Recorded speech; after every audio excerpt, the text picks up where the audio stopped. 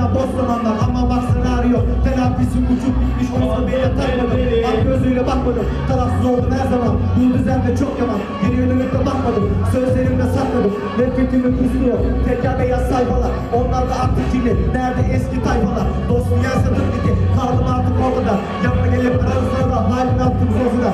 Eskiler yok, kafandan sil bu düşünceyi. Kendi yolunu çizdiler, belli et yörüngeyi. Tek başına kaldı şimdi, ne yapacaksın bunun için? Belki kaderi var olan da emanet. Son görüşüm ama yine tanımıyorum. Düzen her zaman yekti, nefretimi kustu. Dizeler şimdi bitti. Yeah, açın underground. Yo. Yo.